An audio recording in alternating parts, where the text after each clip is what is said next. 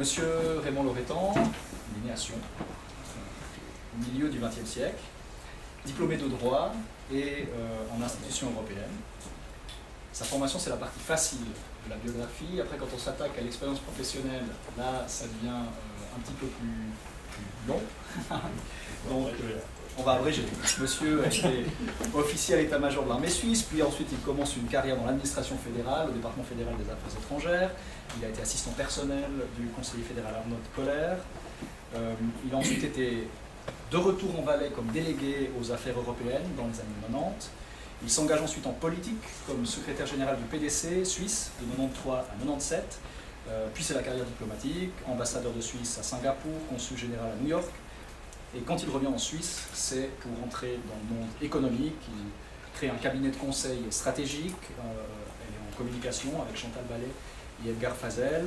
Il est membre, président, vice-président de plusieurs conseils d'administration dans le monde médical. Il est président de la SSR de 2012 à 2015. Et s'il est avec nous aujourd'hui, c'est pour nous faire découvrir de son expérience, évidemment, mais politique cette fois, et de son engagement dans l'Assemblée constituante genevoise de 2008 à 2012. Nous sommes très honorés de sa présence ce soir et nous nous réjouissons de l'entendre. Monsieur Raymond Loretan. Merci beaucoup. Merci. J'étais pas très au clair ce soir en arrivant ici. Qui était l'organisateur? Par contre, je savais qu'il y avait cet appel citoyen et personnellement, je suis convaincu que pour que ce projet de constituante réussisse et qu'il y ait une vraie vitalité dans la discussion, il faut aussi des citoyennes et citoyens qui ne viennent pas des partis traditionnels. Donc, qui amènent un autre éclairage, une autre motivation et aussi d'autres idées dans un projet de constituante. Donc personnellement, je salue beaucoup cette démarche et j'espère qu'elle ait du succès, même si elle est difficile d'après ce que j'ai compris. On pourrait dire les Jeux Olympiques sont morts, vive la Constituante. Et c'est assez frappant d'entendre, suite à l'échec des Jeux Olympiques, moi j'étais un fervent supporter d'ailleurs, peut-être pas assez actif dans la campagne, mais ce qui m'a frappé, c'est que tout le monde parlait de grands projets pour le Valais, quels sont les autres projets, où on va mettre ces 100 millions qui n'existent pas, parce que s'il n'y a pas de JO, ils n'existent pas. Mais quasiment personne a mentionné le projet de constituante. Et moi, je pense que c'est un grand projet. C'est un grand projet, et s'il faut tirer des leçons de cet échec des Jeux Olympiques, d'une part, c'est qu'il y a des raisons objectives de campagne, etc. Mais pour moi aussi, j'étais très impliqué dans la campagne 2006, je me suis quand même dit, mais peut-être qu'on n'a pas assez réalisé que le Valais avait changé. Que le Valais avait changé en 20 ans, et que finalement, c'est plus les mêmes arguments qui peuvent motiver le Valais à dire oui ou à dire non. Et je crois que c'est aussi le bon moment pour se resituer, pour précisément mettre les choses à plat et avoir cette discussion à la Constituante. J'avais fait une conférence d'ailleurs en 2016 à Martigny avec le conseiller d'État Corminboeuf, où on avait déjà fait part de nos expériences et à Fribourg et à Genève sur les constitutions genevoises et fribourgeoises, et on était d'ailleurs arrivé à des conclusions qui n'étaient pas tout à fait les mêmes. Ma motivation à Genève pour être constituant, et peut-être que vous êtes tous des candidats, c'est-à-dire que pour moi, Genève, c'est toujours la capitale du Valais. Donc mon âme valaisanne vibre partout où je suis. Et si elle vibre à Genève, c'est parce que j'y suis, et parce qu'il y a énormément de Valaisans, et qu'on m'a demandé mon parti, le PDC, est venu me chercher pour être candidat. Ça faisait une année que j'étais arrivé à Genève, et j'y avais jamais habité. Et je me suis dit, il faut faire de la politique là où on est et le mieux possible. Donc je me suis mis à disposition. Et en fait, c'était une belle expérience avec des grands moments et puis des moments aussi de déception. En Valais, vous avez accepté assez clairement le principe d'une nouvelle constitution, puisque je crois que c'est à 72% que vous l'avez accepté, et puis aussi 58% de la population a accepté que ce soit une constituante, c'est-à-dire des élus spécialement désignés pour réécrire cette charte fondamentale. Je pense que ça c'est un élément fondamental. Ça aurait été une catastrophe pour moi si c'était le Grand Conseil qui avait été chargé d'écrire une constitution, parce qu'il n'aurait jamais été capable de s'extraire de la politique politicienne et de commencer à faire des marchandages sur le dos de la charte fondamentale. Donc ça, c'est un élément extrêmement positif. Mais il faut quand même faire en sorte que cet élément positif soit aussi transporté dans la composition de la constituante elle-même. Si vous transposez le Grand Conseil dans la constituante, alors ce sera difficile. Et c'est pour ça qu'il faut aussi des citoyennes et des citoyens articulés et courageux qui s'engagent dans ce projet. Je vais vous faire 3 points et je verrai tout de suite si je vous ennuie. D'abord, la motivation, pourquoi on a fait cette constitution à Genève, un peu l'historique de la constitution, quelques mots sur la campagne. Ensuite, sur le fonctionnement de cette constituante, ça peut vous intéresser, si vous êtes appelé à être un jour constituante, savoir comment ça marche, quel est l'engagement, quelles sont les attentes. Puis après, très rapidement, et si on n'est pas trop long, quelques mots sur les résultats et des conclusions peut-être sur ce qu'on peut attendre en Valais. Mais celles-ci, je les laisserai surtout à vous et je suis évidemment ouvert à toutes les questions. Donc la motivation et l'historique du projet. Donc la motivation pour un canton de réécrire sa constitution, ben, je pense que c'est important de prendre une pause dans le quotidien, et de s'interroger un jour sur ce qui constitue le fondement même de notre vie en commun dans la communauté, sur les règles fondamentales que nous souhaitons nous donner dans le cadre d'un ordre juridique clair. Ce d'autant plus important dans des cantons où il y a plusieurs communautés. Je pense par exemple aux communautés culturelles, aux linguistiques qui sont plus que seulement linguistiques, ce sont des vraies cohabitations de communautés culturelles. Donc par exemple dans le cas de Genève, on était régi par la constitution de 1847 de James Fazzi, qui a été le fondateur de la Genève moderne. Et il y a eu 120 révisions partielles avec 158 articles. Et donc cette constitution, c'était vraiment un patchwork de dispositions. Et on a essayé par 2 fois, en 1862 et en 1999, de réviser cette constitution. Et finalement, vers les années 2000, on s'est quand même dit, un groupe de citoyens s'est quand même dit qu'il fallait construire une base de valeurs et de convictions pour l'avenir.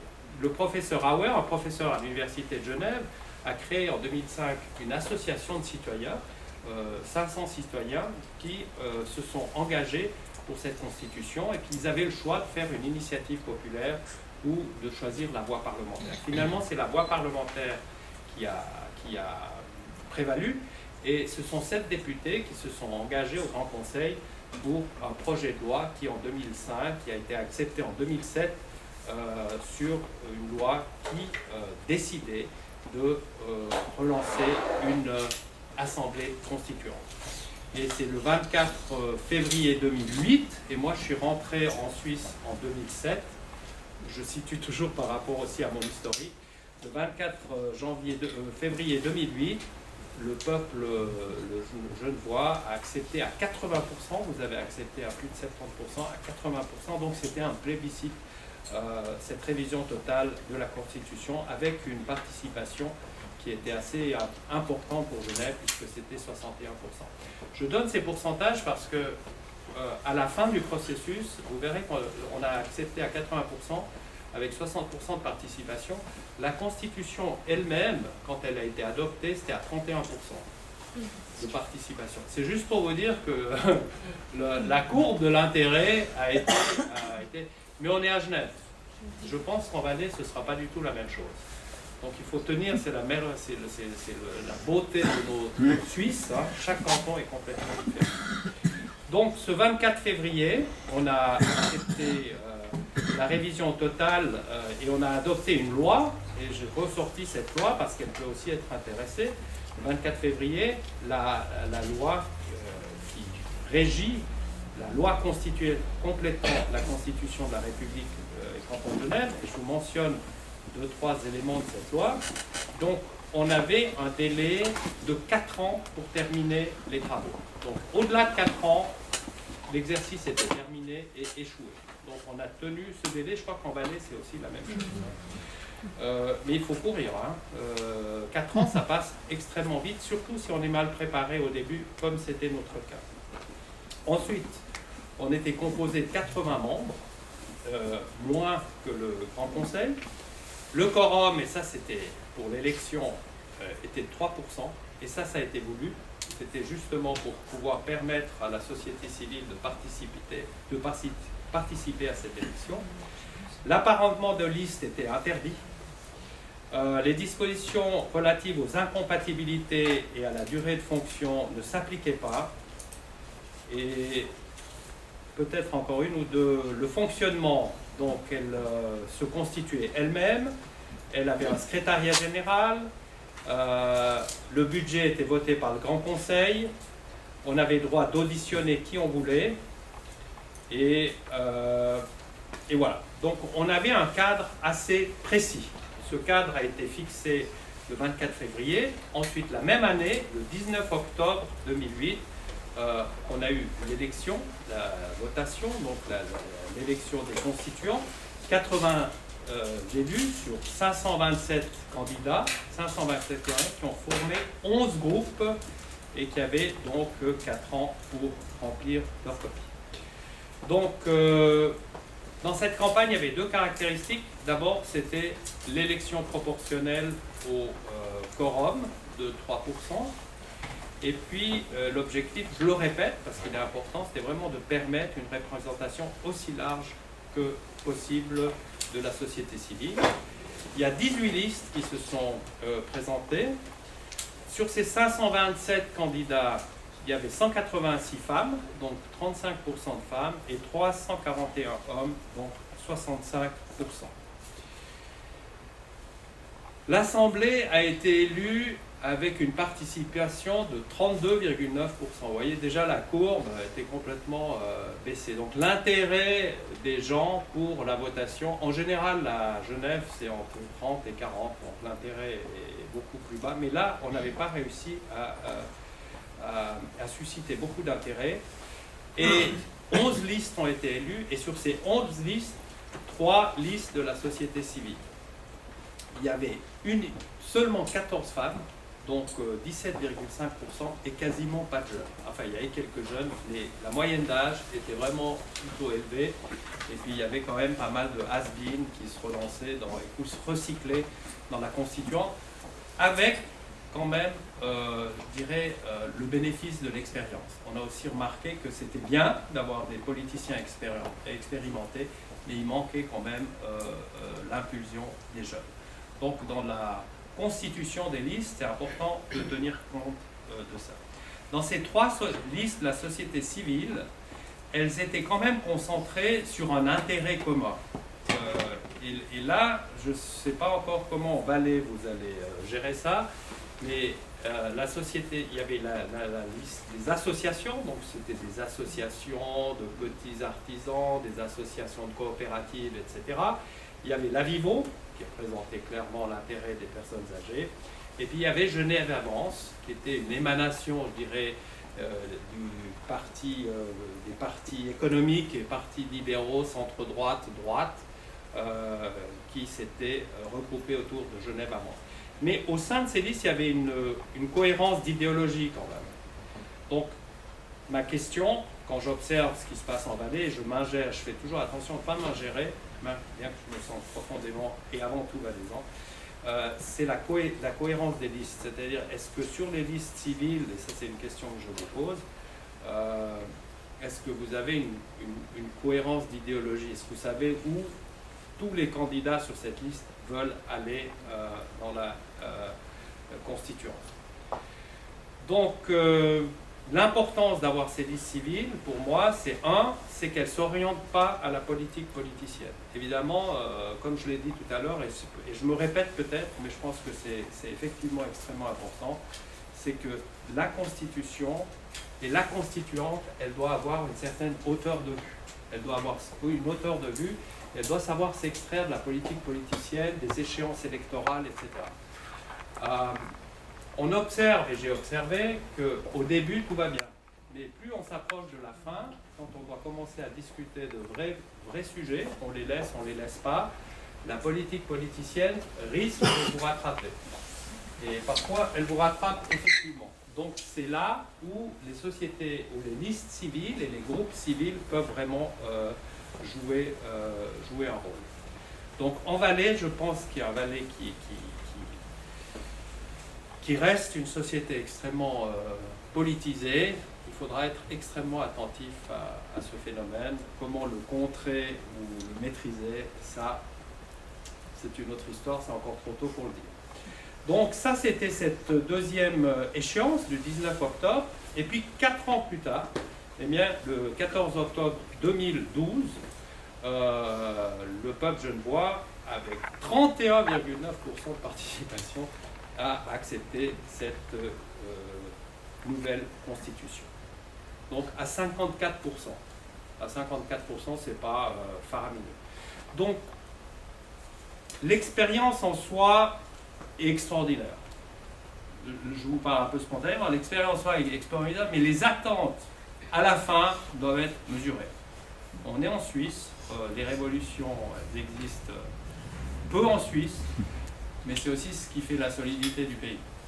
Par contre, au niveau des débats et du processus, il y a des choses extrêmement intéressantes qui peuvent se passer. Ce qui me permet d'arriver à mon deuxième point, c'est de vous parler du fonctionnement, des attentes et un mot sur le financement.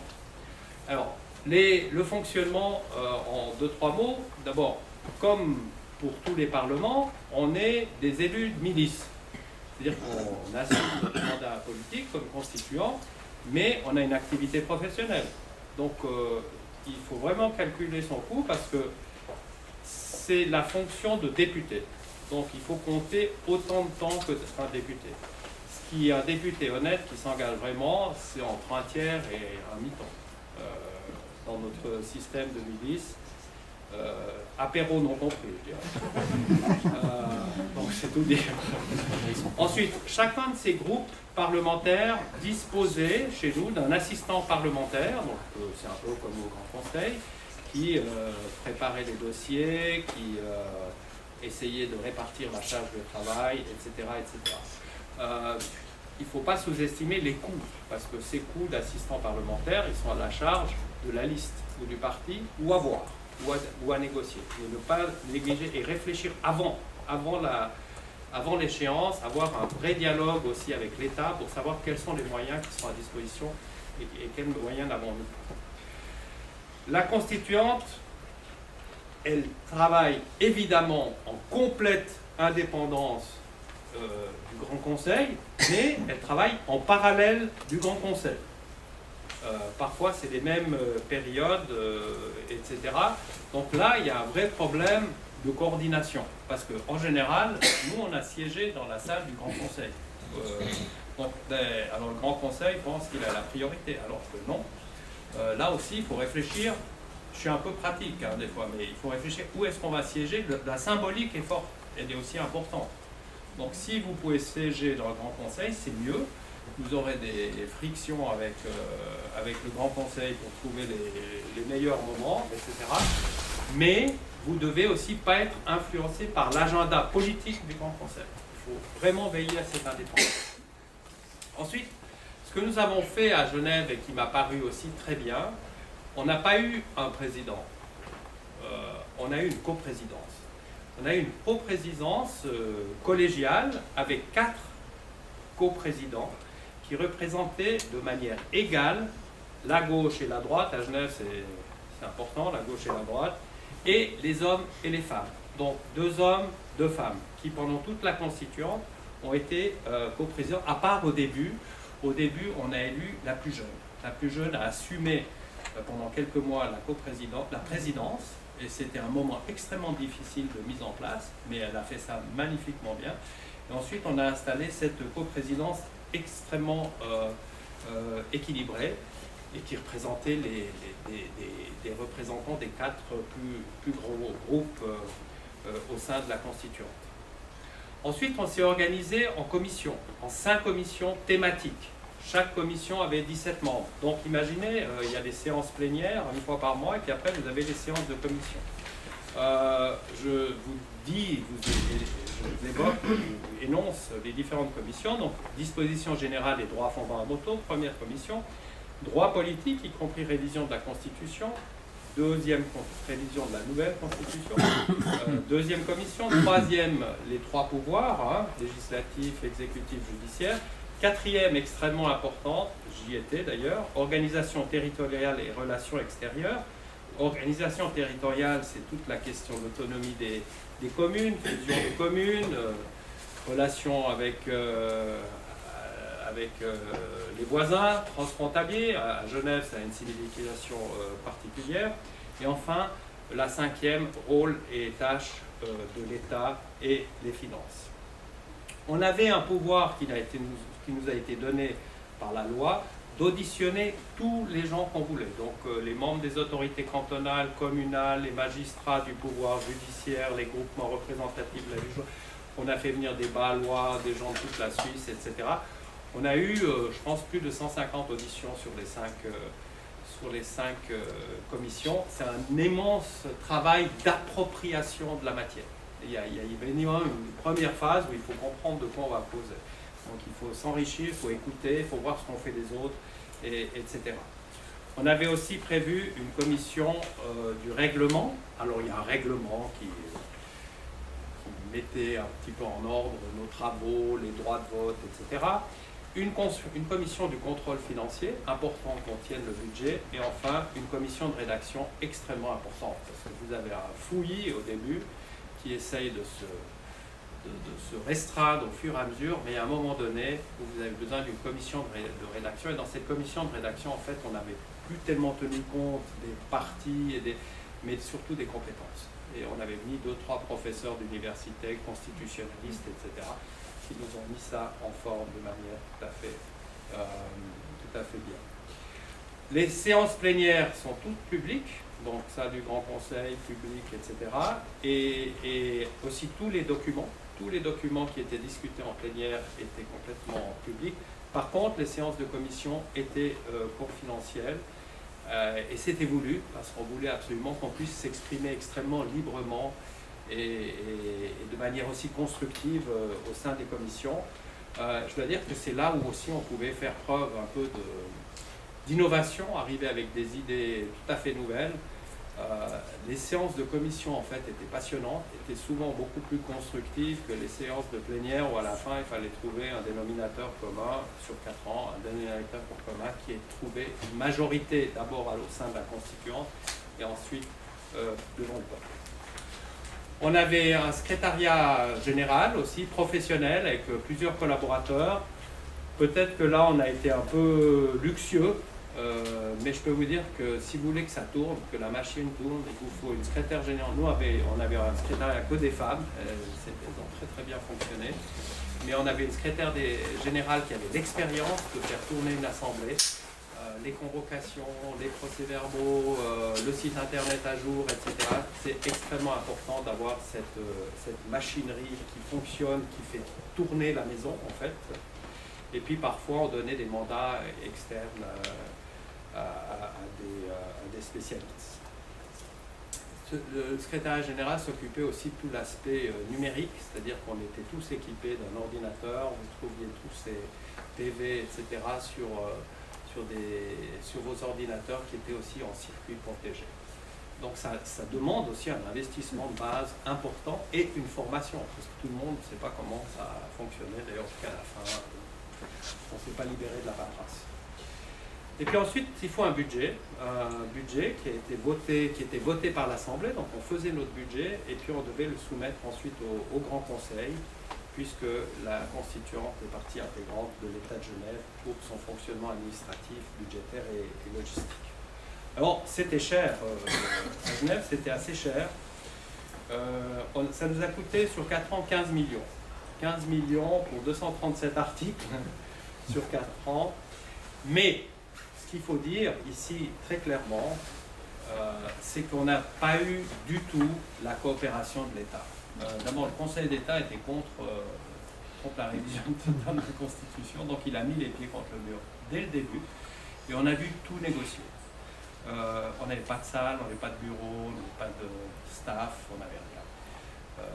Et moi, je pense que si vous voulez réussir l'exercice, il faut anticiper ça. On sait qu'il y aura, je ne sais pas combien il y en a, vous avez prévu de constituants, 100, hein, même 130, le même nombre que le député, donc 130, c'est énorme. Donc il faut prévoir, il faut anticiper la machine. Nous, on est arrivé devant une page blanche. Et puis on a eu 2-3 gars débrouillards qui ont commencé à devoir négocier avec le Grand Conseil. Il n'y avait rien, de rien, de rien. Et ça, c'était une catastrophe et on a perdu un temps énorme. On a payé 2-3 mois à se mettre en place. Et si on avait bénéficié de l'appui de l'État de manière constructive, qui reconnaît aussi la volonté populaire, etc., je pense qu'on aurait coûté un tiers moins cher.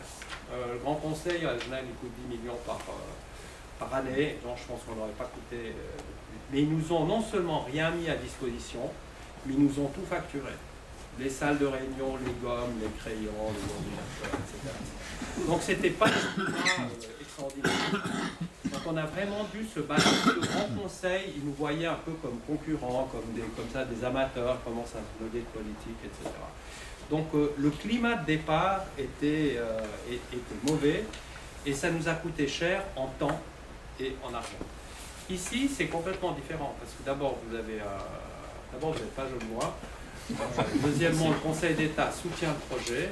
Troisièmement, il y a une forte volonté populaire, mais je pense, et ça je l'ai aussi dit au Conseil d'État FAM, c'est qu'il faut vraiment anticiper là. Il ne faut pas attendre le jour de l'élection pour commencer à se préparer, parce que ça commence tout de suite. Hein. Une fois que vous êtes élu, il faut se mettre au travail. Donc il faut que l'infrastructure, même si elle doit être ratifiée après par l'Assemblée constitutive de la Constituante, il faut que cette infrastructure elle soit réfléchie, elle soit anticipée. Un, pour une raison de gain de temps, et deuxième, pour des raisons d'économie, parce que sinon, ça va vous coûter le double. Voilà. Et puis, un autre élément dans notre fonctionnement, c'était un souci constant d'ouverture sur la cité et sur la participation citoyenne. Donc, on avait une ouverture au public qui est explicitement prévue dans les dispositions réglementaires, et on a fait beaucoup de choses pour associer le public.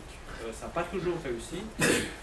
D'abord, il y avait la possibilité de déposer des pétitions, des propositions individuelles ou groupements, des propositions collectives, des 500 signatures, et puis des demandes d'audition. Donc on en a eu énormément. Et on répondait aux citoyens, donc on a dû instaurer un dialogue aussi avec les citoyens, les écouter leurs idées, des fois les recevoir, etc. Ensuite, il faut une information, et ça c'est extrêmement important, le dialogue avec la politique. Si vous commencez dans ce processus à vous décorréler de la population, c'est fini. Il faut vraiment, et ça fait partie aussi de l'engagement temps du constituant, il faut savoir qu'une fois que vous avez fini le travail, en commission ou en plénière, il faut aller l'expliquer. Mais pas à la fin, il faut expliquer aussi le processus. Donc cette information permanente des activités de l'Assemblée, elle est extrêmement importante. Nous, on l'avait fait aussi par le biais d'un site internet, avec une lettre d'information mensuelle, distribuée électroniquement, mais ça ne suffit pas, tout le monde n'a pas internet, et surtout la population qui est peut-être moins jeune, enfin aujourd'hui ça commence à vraiment à venir, mais il faut vraiment investir du temps et de l'argent là-dessus.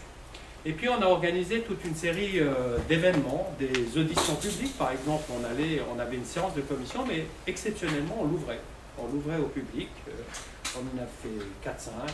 Et puis à la fin le public ne se mêlait évidemment pas de nos débats, mais à la fin on ouvrait le dialogue. Qu'est-ce que vous avez pensé, vous avez des idées, etc. Et on tenait compte de ce qu'ils nous disaient. Il y a eu aussi beaucoup de conférences de presse, de la coprésidence, des contacts réguliers avec les médias, mais pas seulement directs en communiqué de presse, mais des briefings, des tenir au courant de manière privilégiée de ce qui se passe, de ce qui va se discuter, etc. Chose qu'on a à Genève, qui est parfois ennuyeuse comme tout, c'est la diffusion télévisée de l'ensemble des séances plénières mensuelles. tout était télévisé, donc on pouvait suivre, mais on suit aussi d'autres débats à Genève, je ne sais pas si c'est possible, on va le faire en Valais, donc on le fait déjà maintenant, donc c'était sur l'aimant bleu, et ça avait une bonne écoute. Donc ça c'est aussi important, c'est de donner la même transparence que vous donnez au Grand Conseil, de le donner aussi à la Constituante. Et puis aussi de mettre sur pied des programmes pédagogiques à destination des jeunes ou du public cible, c'est-à-dire leur expliquer qu'est-ce que c'est une constitution, pourquoi on veut la réviser, quelles sont les étapes, etc., etc. Puis on a aussi fait, avec plus ou moins de succès, à 2 étapes de nos travaux, des consultations publiques à des moments clés pour associer la population et les institutions, les partis, les associations, pour prendre la température des différents avis. Donc quand on arrivait à un avant-projet, etc., on le mettait en consultation, on disait bon, vous avez jusqu'à distribuer ça de manière électronique et parfois par voie postale. Et puis on attendait, on faisait une évaluation de, je pense que c'était plus un moyen de communication et de rester en contact plus que vraiment prendre la température. Les retours étaient intéressants, mais il n'y avait pas des milliers et des milliers de retours, mais c'était cette volonté permanente de montrer notre ouverture et notre transparence. Et puis une dernière chose qu'on avait plus ou moins mis au point, c'était la mesure de nos travaux à l'aune du développement durable. Donc on avait simplement décidé que chaque commission qui arrivait à des conclusions, etc., à des nouvelles idées, à des propositions, devait la mesurer à l'aune du développement durable. Est-ce que ce qu'on va faire, ce qu'on va proposer, est-ce que ça entre dans le cadre du développement durable ou pas? C'était une façon aussi de créer une certaine, d'abord une sensibilisation au développement durable et puis aussi une certaine cohérence dans la réflexion.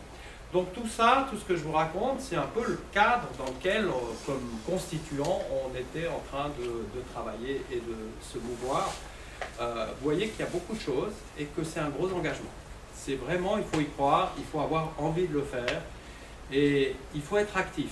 C'est-à-dire comme constituant au sein de ces travaux, alors il y a tout, hein, c'est comme, mais si vous engagez dans la constituante, il faut vraiment se dire, moi c'est quelque chose que j'ai envie de porter au-delà de la fin des travaux, parce qu'après il y aura encore la campagne pour que ça passe en votation populaire. Alors quelles étaient les attentes un petit peu au début?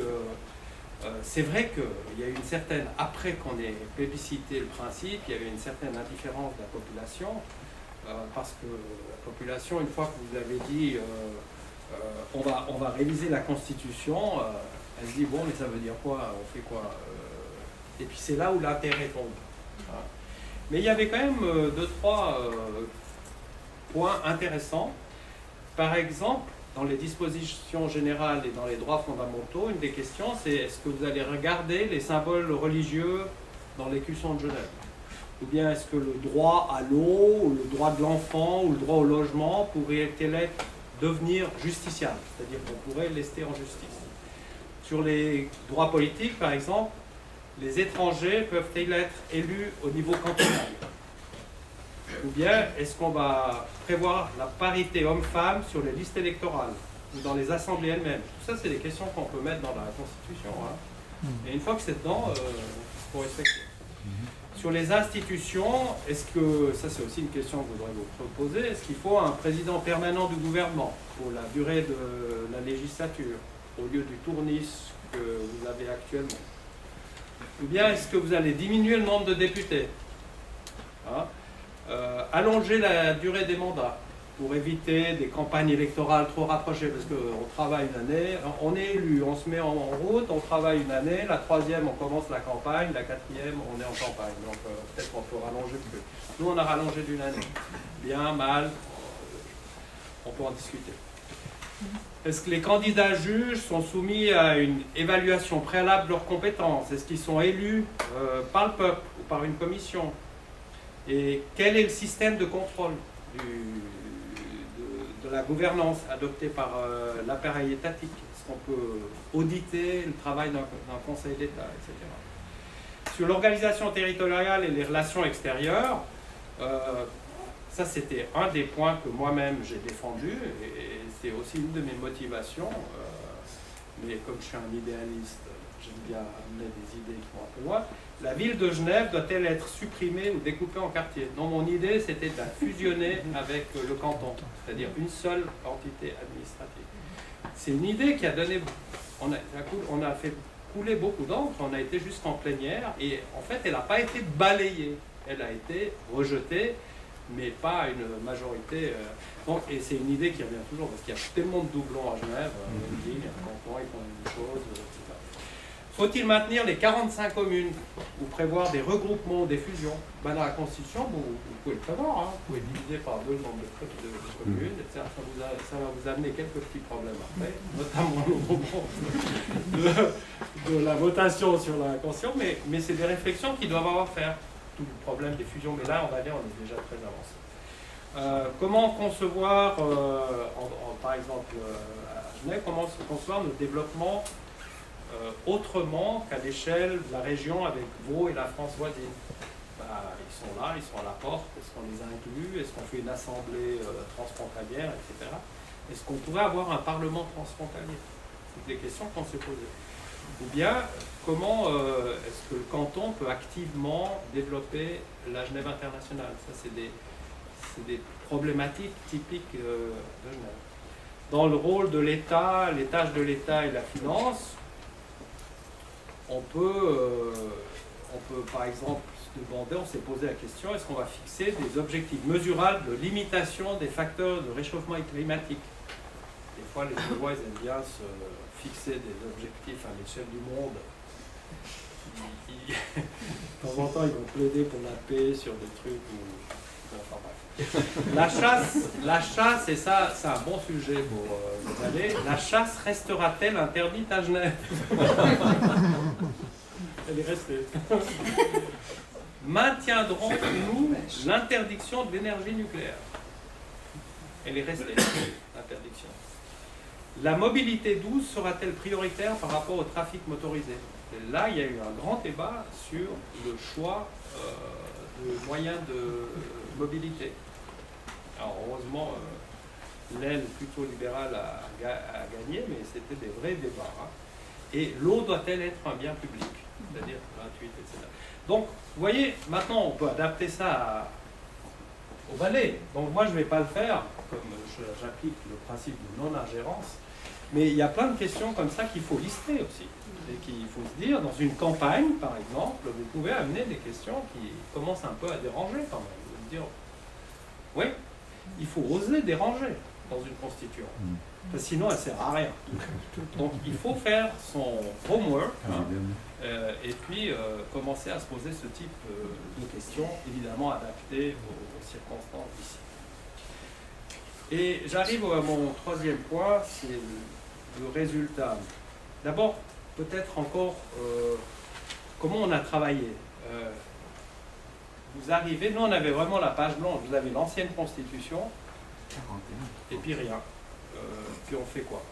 Donc le système on a mis en place, il faut se voir une fois par mois, on va discuter un petit peu. Alors, au début il y a les déclarations liminaires, à la fin les déclarations finales, l'entre deux on fait quoi? Donc on s'est organisé, commission, etc. Donc on a eu 1 année et demie de débroussaillage, je dirais. J'appellerais ça du débroussaillage, avec ces 5 commissions thématiques. Avec ces 5 commissions thématiques, on a sorti 23 rapports sectoriels sur les différents domaines et 750 thèses de majorité, ça c'est 752 thèses de majorité ou de minorité. Et puis, le but des plénières, c'était de rétrécir ce nombre de thèses. Donc en 20 séances plénières, 20, la première année, on a examiné et voté 420 thèses qui ont été retenues. Donc on a traité les 752, on en a retenu 420. Et ensuite, on a donné ça à la commission, à la fameuse commission de rédaction, qui a créé avec ces 420 thèses, 208 articles. Ça a constitué, après 1 année et demie, un avant-projet. Donc ça nous a pris 1 année. Puis après, on a commencé à travailler sur cet avant-projet environ 6 mois. qu'est-ce qu'on a fait? On l'a mis en consultation. On a fait ce que je vous ai dit tout à l'heure, la consultation générale sur l'avant-projet. Hein. Donc, on a fait un questionnaire, 27 questions, et puis on a donné l'occasion dans ce questionnaire aussi de mettre des positions, des prises de position libres. On a eu 2062 réponses, individuelles et collectives. Et puis on a fait des rencontres avec la population, des journées itinérantes et des soirées dans 5 communes. On regroupait les communes. J'ai été à plusieurs de ces séances. C'était extrêmement intéressant parce qu'on avait déjà un avant-projet et puis on échangeait avec la population. Et ensuite, après ces 6 mois, on a repris le travail dans les commissions sur la base des réactions et on a examiné encore une fois ces articles et on a intégré dans ces articles le résultat des consultations. Donc on a pris au sérieux ce que nous disaient les associations. Alors on a fait une vraie consultation, c'est-à-dire que vous aviez les citoyens, mais sinon vous aviez les associations économiques, politiques, les partis, enfin une procédure de consultation normale. Donc là il y a eu plein de prises de position, etc. Et puis sur la base de cette digestion de l'avant-projet enrichi de la consultation, chaque commission dans ces thèmes a publié un rapport en vue d'une, ce qu'on a appelé la première lecture. Ça a duré jusqu'à juillet 2011. Ensuite, on a passé ça en session plénière, les 208 articles de l'avant-projet, les 998 amendements, dont 66 nouveaux articles. Vous voyez le boulot de décortiquage que ça avait. Donc on a tiré en fait de cette consultation et du travail de commission 998 amendements, quasiment 1000 amendements, et on a créé à partir de ces amendements environ 66 articles. Et alors c'est là où commence la commission de rédaction qui a dû harmoniser tout ça, parce que c'était écrit par des commissions, etc. Donc le travail de la commission de rédaction, c'est un immense travail d'harmonisation, de compréhension, d'éviter les redites, de mise en ordre. À cet article, il vient de la commission 5, mais en fait, il va à la commission 2. Donc, il y a eu cet immense travail. Et ensuite, la publication, il n'y a plus un projet, mais du projet issu de la première lecture avec 228 articles. Donc, vous voyez que c'est quand même un travail important. Il y a eu 29 propositions collectives à plus de 30 000 signatures, donc collectives venant des citoyens, il fallait un minimum de 500. Il y a eu 40 pétitions, il y a eu une loi Nantes sans audition avec 158 experts et personnalités politiques. Il y a eu 14 auditions publiques ou manifestations destinées à des publics cibles à travers le canton. Et puis 12 parutions de la lettre de la constituante, une sorte de newsletter. Ensuite, il y a eu une deuxième lecture du projet. Donc là, on commençait à affiner le projet. Hein. Une deuxième lecture du projet, une troisième lecture du projet, c'était mars, avril. 31 mai, vote par l'Assemblée.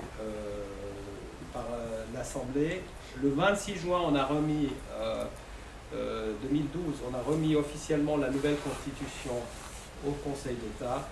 Et puis le 14 octobre 2012, on a eu cette votation. 31 mai, donc à l'issue du vote final, le 31 mai, on a adopté, l'Assemblée constituante a adopté ce projet de constitution par 57 oui, 15 non et 5 abstentions. Donc vous voyez que c'était un travail quand même énorme, mais qui a eu une majorité comme ça de tiers. Voilà. C'est à peu près ce que j'ai eu pour la traversée du lac. C'est une autre histoire. Voilà. Donc là, on a fini le projet. 4 ans de travail. Et il y a eu une campagne électorale. Et je vais vous épargner, je ne sais pas combien de temps j'ai encore, mais je vais vous épargner la visite guidée du projet de constitution.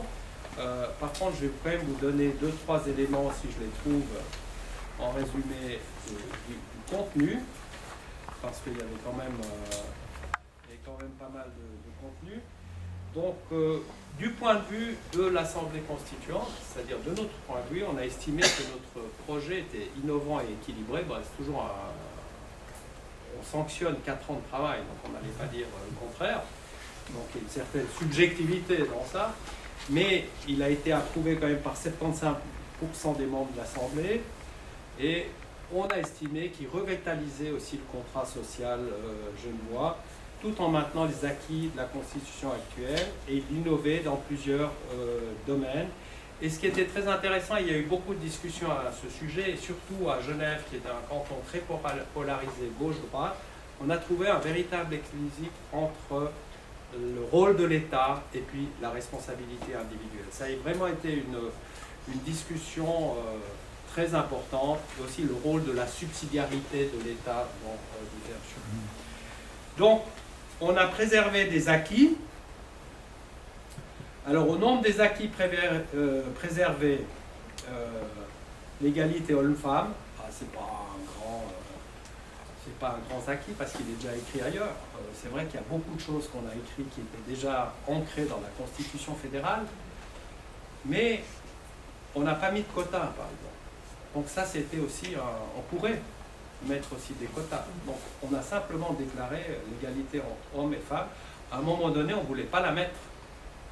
Pourquoi on ne voulait pas la mettre? Pas parce qu'on est contre l'égalité, mais parce qu'elle existe déjà ailleurs. Elle est déjà ancrée. Et ça, vous aurez ce débat. Et les gens disent, oui, mais pourquoi on met ça? C'est déjà dans la Constitution fédérale. Oui, on veut le mettre, parce que c'est notre Constitution cantonale, on veut réaffirmer ce principe et on veut être sûr qu'il est respecté. C'est des doublons, en fait. Et il y a beaucoup de doublons. Le droit au logement, la politique sociale du logement, le droit de vote des étrangers au niveau communal, grand débat, je pense que vous l'aurez aussi ici. Il y avait le droit de vote au niveau communal, mais il y avait aussi le droit d'être élu au niveau communal, qui a été rejeté. Moi, j'étais pour, parce que j'estime que les citoyens qui, depuis des années, payent des impôts dans une commune, ils doivent aussi pouvoir participer à l'exécutif. Mais on a aussi eu le débat de la participation au Grand Conseil, voire même aux élections fédérales. Donc, alors, le résultat, il est assez... en fait, on a maintenu ce qui existait déjà, mais la discussion valait la peine. On croyait toujours que le canton de Genève était un canton hyper ouvert, mais en fait, non, tout le monde dit si les étrangers veulent des droits politiques, eh bien, qu'ils se fassent naturaliser. C'est pas si simple que ça, c'est pas faux, hein, mais c'est pas si simple que ça. Donc on a pu maintenir cet acquis. L'éligibilité des fonctionnaires au Grand Conseil, alors moi j'étais fermement opposé à ça. On ne peut pas servir de maître, on ne peut pas être fonctionnaire à l'État et puis au Grand Conseil. Alors, on a maintenu, y compris l'éligibilité des policiers, ce qui est quand même incroyable. Et honnêtement, ça a été une décision politique-politicienne. Il y a un tel lobby des policiers à Genève que malgré tout, malgré les bonnes intentions du PLR, ils ont craqué à la fin, à mon grand désespoir. Mais on peut toujours discuter de qui a raison et qui a tort. Péréquation intercommunale, l'interdiction du nucléaire, ça c'était une vieille... vous savez, ils ont une centrale nucléaire à 5 km, donc ils sont inquiets. La politique énergétique basée sur l'approvisionnement, etc., etc. L'interdiction des chiens dangereux, de la chasse et de la fumée dans les lieux publics. Tout ça dans la Constitution. Alors là, on peut aussi se demander est-ce que c'est le bon niveau juridique, est-ce qu'on ne devrait pas mettre ça dans des lois, etc. Mais ça, c'est les acquis qui ont été préservés du point de vue genevois. Au niveau des droits fondamentaux, ils ont été étendus et consolidés, mais en fait, tous ces droits, ils sont déjà reconnus ailleurs. Oui, si certains droits ont été repris de la Constitution fédérale, en revanche, le droit des personnes handicapées, le droit à un environnement sain, le droit à un niveau de vie suffisant, intéressant, l'extension de la liberté d'opinion et d'expression ont été des innovations. Spécialement le mécanisme, une évaluation périodique indépendante de ces résultats, est-ce que ces droits sont préservés? Alors les évaluations périodiques, elles sont encore assez aléatoires, et la création d'une cour constitutionnelle qui assure le respect et la mise en œuvre de ces droits. Cette cour, elle a été constituée. Donc là, il y a vraiment de l'innovation. Un gouvernement plus efficace et une participation renforcée. Le gouvernement plus efficace, ils ont repris le modèle valaisan. Donc là, c'est l'élection du Conseil d'État en 2 tours, etc. Là, vous aurez d'autres problèmes, les régions, le haut, le bas, combien, vous laisse élaborer ou poser des questions à ce sujet. J'ai un avis sur ces choses, mais je le garde pour moi pour l'instant. Mais disons, quand même, pour Genève, ça a été une révolution. D'entrer dans la proportionnelle, d'entrer dans ce système à 2 tours pour le Conseil d'État et d'instaurer aussi une présidente. Donc on a prolongé la législature à 5 ans. Je pense que c'est une bonne chose pour la continuité. Ça passe très vite et puis ça évite la 3e période, parce qu'après 10 ans, il faut arrêter. Donc en général, c'est 2 périodes, y compris pour les grands conseils d'ailleurs. Ça suffit 10 ans. Pas seulement pour le député, mais aussi pour le reste, pour le peuple. Donc ces 2 législatures de 5 ans, je trouve bien. Et après, on a instauré la présidence pendant 5 ans, donc la présidence unie pendant 5 ans. On s'est inspiré de l'expérience vaudoise, c'était l'époque où il y avait Roulis, et il allait bien. Je sais pas. On peut en discuter. Je ne sais pas si ça correspond vraiment à l'ADN suisse, ce président. En fait, il n'y a pas grand-chose à dire et il est marginalisé. Et en fait, Longchamp, il a fait ça 5 ans, puis on avait l'impression qu'il ne faisait rien, parce qu'il ne voulait tellement pas vexer ses collègues, etc. C'est presque un moyen de paralyser quelqu'un. On verra avec Maudet, parce que Maudet, c'est autre chose. Il ne va pas se laisser paralyser, mais je dirais que ces 5 ans, moi j'étais aussi un fervent supporter de ça. Et en fait, dans la pratique, je ne suis pas sûr que ça amène grand-chose. Peut-être un peu plus à Genève. Pourquoi? Parce que vous avez des interlocuteurs permanents qui sont des interlocuteurs transfrontaliers, des Français et la Genève internationale. D'avoir une certaine continuité de l'interlocuteur, ça peut avoir un avantage, mais que je dirais est marginal. Enfin, je n'ai pas été contre. Là aussi, on a instauré une collaboration transfrontalière permanente et puis une nouvelle organisation territoriale, le respect de l'autonomie des communes, la promotion des intercommunalités et une agglomération multipolaire.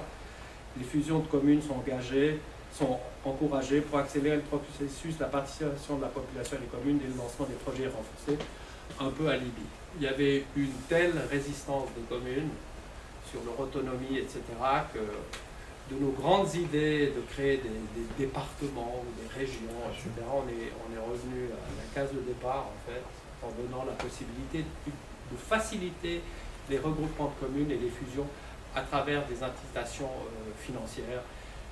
Déjà, la loi de mise en œuvre n'est pas encore sous toit, donc ça prendra encore quelques temps. Mais là, on touche aussi à l'ADN de la Suisse, la force des communes, etc. Je crois qu'on va aller, le processus des fusions, il se passe bien. Et de temps en temps, ça passe, de temps en temps, ça passe pas. Il faut que ça prenne du temps, il faut que les mentalités évoluent, etc. Je ne pense pas que c'est quelque chose de très important qu'on ait changé. Les droits politiques aménagés, on a donné plus de signatures pour les initiatives législatives, etc. Ça, c'est aussi important, l'intervention du citoyen dans la vie démocratique. Est-ce qu'on veut lui donner plus de pouvoir, c'est-à-dire baisser le nombre de signatures? Nous, ce qu'on a fait, c'est qu'on a mis des pourcents, c'est-à-dire que ces pourcents par rapport à la population pour des initiatives, des référendums, etc. Les tâches de l'État, je vous passe l'environnement, le logement, la formation, la culture, cohésion, c'est des grands classiques. Là, on a fait quelques améliorations. Mais globalement, on a toiletté l'ancienne Constitution, on a amené quelques nouveautés. On s'est donné 5 ans, c'est-à-dire jusqu'à cette année, pour mettre en œuvre. Ça se fait qu'à un quart, mais ça se fait. Et le résultat global, on le voit aussi dans la prise de position du Conseil d'État, il est tiède. Donc on n'a pas fait de grandes révolutions. On a rêvé à des grandes révolutions, on a discuté de grandes résolutions, mais en fait on n'a pas fait de grandes révolutions. Mais je crois que c'était important d'avoir ce moment, c'est peut-être un peu cher, d'avoir ce moment. On est arrivé à un résultat, il y a une nouvelle constitution qui est moderne, qui est orientée vers l'avenir et qui fera ses preuves à travers le temps. Aujourd'hui, c'est beaucoup trop tôt pour dire si elle est efficace ou pas. Je dois dire aussi que la politique genevoise, la journaliste n'est plus là. Donc,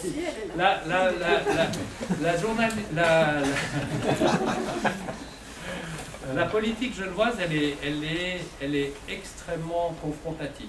C'est-à-dire que ce qui me frappe un peu à Genève, c'est ce manque de sens de l'intérêt commun supérieur, et très vite on tombe dans la politique.